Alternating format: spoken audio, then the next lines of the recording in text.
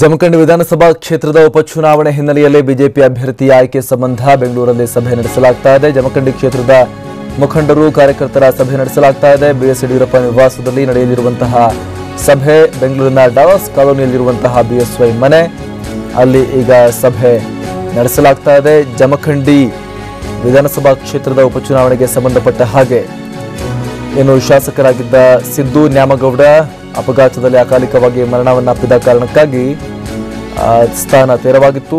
ಈಗ ಉಪಚುನಾವಣೆ ಅಲ್ಲಿಗೂ ಕೂಡ ಘೋಷಣೆ ಆಗಿದೆ. ಹೀಗಾಗಿ ಆ ಸ್ಥಾನವನ್ನು ಹೇಗಾದರೂ ಮಾಡಿ ಗೆಲ್ಲಬೇಕು ಅನ್ನುವಂಥ ಲೆಕ್ಕಾಚಾರದಲ್ಲಿ ಬಿಜೆಪಿ ಕೂಡ ಈಗ ಇದೆ. ಈ ಬಗ್ಗೆ ಮತ್ತಷ್ಟು ಮಾಹಿತಿಯನ್ನು ಕೊಡ್ತಾರೆ ನಮ್ಮ ಪ್ರತಿನಿಧಿ ಕಿರಣ್. ಜಮಖಂಡಿ ಕಾನ್ಸ್ಟಿಟ್ಯೂನ್ಸಿಗೆ ಸಂಬಂಧಪಟ್ಟ ಹಾಗೆ ಯಾವ ರೀತಿ ಅಭಿಪ್ರಾಯ ಮೂಡ್ತಾ ಇದೆ ಬಿಜೆಪಿಯಲ್ಲಿ ಅಂತ, ಯಾವ ರೀತಿ ಅಭಿಪ್ರಾಯ ರೂಪುಗೊಳ್ತಾ ಇದೆ, ಯಾರ ಪರ ಅಂತ? ಅಮರ್ ಪ್ರಸಾದ್, ಈಗಾಗಲೇ ವಿಧಾನಸಭಾ ಕ್ಷೇತ್ರಗಳ ಉಪಚುನಾವಣೆ ಪೈಕಿ ರಾಮನಗರವನ್ನು ಹೊರತುಪಡಿಸಿದ್ರೆ ಜಮಖಂಡಿ ಬಿಜೆಪಿಗೆ ಒಂದಷ್ಟು ಗೆಲುವಿನ ವಿಶ್ವಾಸ ಇರುವಂತದ್ದು. ಇಲ್ಲಿ ಅನುಕಂಪದ ಅಲೆ ಕಾಂಗ್ರೆಸ್ಗೆ ಪೂರಕವಾಗಿದೆ ಅನ್ನುವಂತಹ ವಾತಾವರಣ ಇದ್ರೂ ಕೂಡ ಇಲ್ಲಿ ಬಿಜೆಪಿ ಒಂದಷ್ಟು ಶ್ರಮವನ್ನ ಪಟ್ಟರೆ ಗೆಲುವನ್ನ ಸಾಧಿಸಬಹುದು ಅನ್ನುವಂತಹ ಒಂದು ಅಭಿಪ್ರಾಯ ಇಲ್ಲಿ ಬಿಜೆಪಿಯ ಮುಖಂಡರಿದೆ. ಹೀಗಾಗಿ ರಾಮನಗರಕ್ಕಿಂತ ಹೆಚ್ಚಾಗಿ ಜಮಖಂಡಿಯತ್ತಲೇ ವಿಧಾನಸಭಾ ಉಪಚುನಾವಣೆಯ ಪೈಕಿ ಬಿಜೆಪಿ ಗಮನವನ್ನು ಹರಿಸಿದೆ.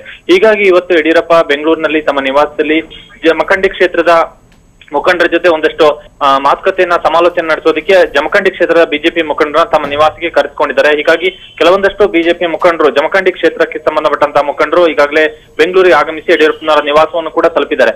ಹೀಗಾಗಿ ಬಹುತೇಕ ಸುಮಾರು 11 ಗಂಟೆ ವೇಳೆಗೆ ಈ ಒಂದು ಜಮಖಂಡಿಯಿಂದ ಬಂದಿರುವಂತಹ ಮುಖಂಡರ ಜೊತೆ ಯಡಿಯೂರಪ್ಪ ಸಮಾಲೋಚನೆ ಮಾಡ್ತಾರೆ. ಇಲ್ಲಿ ಬಹುತೇಕ ಮಾಜಿ ಶಾಸಕ ಶ್ರೀಕಾಂತ್ ಕುಲಕರ್ಣಿ ಅವರಿಗೆ ಮತ್ತೊಮ್ಮೆ ಈ ಬಾರಿಯೂ ಕೂಡ ಉಪಚುನಾವಣೆಗೆ ಟಿಕೆಟ್ ಅನ್ನ ಕೊಡುವಂತದ್ದು ಬಹುತೇಕ ನಿಶ್ಚಿತ ಆಗಿದ್ರು ಕೂಡ ಒಂದಷ್ಟು ಇಲ್ಲಿ ಬಿಜೆಪಿಗೆ ತೊಡಕುಗಳಿವೆ. ಅಂದ್ರೆ ಕಳೆದ ಬಾರಿ ವಿಧಾನಸಭಾ ಚುನಾವಣೆಯಲ್ಲಿ ಬಂಡಾಯ ಅಭ್ಯರ್ಥಿಯಾಗಿ ಸ್ಪರ್ಧಿಸಿದಂತಹ ಮಾಜಿ ಸಚಿವ ಮುರುಗೇಶ್ ನಿರಾಣಿ ಸಹೋದರ ಸಂಗಮೇಶ್ ನಿರಾಣಿ ಅವರನ್ನ ಸಮಾಧಾನ ಪಡಿಸುವಂತದ್ದು ಬಿಜೆಪಿ ಇಲ್ಲಿ ದೊಡ್ಡ ಸವಾಲಾಗಿದೆ. ಇದರ ಜೊತೆಯಲ್ಲಿ ಮತ್ತಿಬ್ಬರು ಕೂಡ ಆಕಾಂಕ್ಷಿಗಳಿದ್ದಾರೆ. ಬಸವರಾಜ ಸಿಂಧೂರ, ಅದೇ ರೀತಿ ಉಮೇಶ್ ಮಹಾಬಲಶೆಟ್ಟಿ ಮತ್ತು ಇನ್ನೋರ್ವ ಗುಡಗಂಟಿ ಅನ್ನುವಂತಹ ಒಂದು ಆಕಾಂಕ್ಷಿ ಕೂಡ ಇಲ್ಲಿರುವಂತದ್ದು. ಹೀಗಾಗಿ 3-4 ಜನ ಆಕಾಂಕ್ಷಿಗಳಿರುವಂತದ್ದು. ಅದರಲ್ಲೂ ಕೂಡ ಪ್ರಮುಖವಾಗಿ ಬಿಜೆಪಿಗೆ ಶ್ರೀಕಾಂತ್ ಕುಲಕರ್ಣಿ ಅಥವಾ ಸಂಗಮೇಶ್ ನಿರಾಣಿ ಇವರಿಬ್ಬರ ಪೈಕಿ ಯಾರನ್ನ ಅಂತಿಮಗೊಳಿಸುವಂತದ್ದು ಅನ್ನುವಂಥದ್ದು ಈಗ ಇರುವಂತಹ ಒಂದು ಸವಾಲು. ಉಳಿದಂತವ್ರನ್ನ ಸದ್ಯಕ್ಕೆ ಸಮಾಧಾನ ಪಡಿಸಬಹುದಾದ್ರೂ ಕೂಡ ಸಂಗಮೇಶ್ ನಿರಾಣಿ ಅವರನ್ನ ಸಮಾಧಾನ ಪಡಿಸುವಂತದ್ದು ಒಂದಷ್ಟು ಸವಾಲಾಗಿರುವಂತ ಹಿನ್ನೆಲೆಯಲ್ಲಿ ಮಾಜಿ ಸಚಿವ ಮುರುಗೇಶ್ ನಿರಾಣಿ ಅವರಿಗೆ ಜಮಖಂಡಿ ಕ್ಷೇತ್ರದ ಉಸ್ತುವಾರಿಯನ್ನ ವಹಿಸಿ ಸಂಗಮೇಶ್ ನಿರಾಣಿ ಅವರನ್ನ ಸಮಾಧಾನ ಪಡಿಸುವಂತದ್ದ ಜವಾಬ್ದಾರಿಯನ್ನು ಕೂಡ ವಹಿಸುವಂತ ನಿಟ್ಟಿನಲ್ಲಿ ಕೂಡ ಬಿಜೆಪಿಯಲ್ಲಿ ಚಿಂತನೆ ನಡೆದಿದೆ. ಹೀಗಾಗಿ ಈ ಎಲ್ಲಾ ಕಾರಣಗಳಿಂದ ಇವತ್ತು ಜಮಖಂಡಿ ಕ್ಷೇತ್ರ ಮುಖಂಡರ ಸಭೆಯನ್ನ ಯಡಿಯೂರಪ್ಪ ಕರೆದಿರುವಂತದ್ದು. ಬಹುತೇಕ ಇವತ್ತಿನ ಸಭೆಯಲ್ಲಿ ಅಭ್ಯರ್ಥಿ ಯಾರಾಗಬೇಕು ಅನ್ನುವಂಥದ್ರ ಬಗ್ಗೆ ಒಂದು ಅಂತಿಮ ಚಿತ್ರಣ ದೊರೆಯುವಂತಹ ಒಂದು ಸಾಧ್ಯತೆಗಳಿವೆ. ಅಮರ್ ಪ್ರಸಾದ್. Thank you Kiran.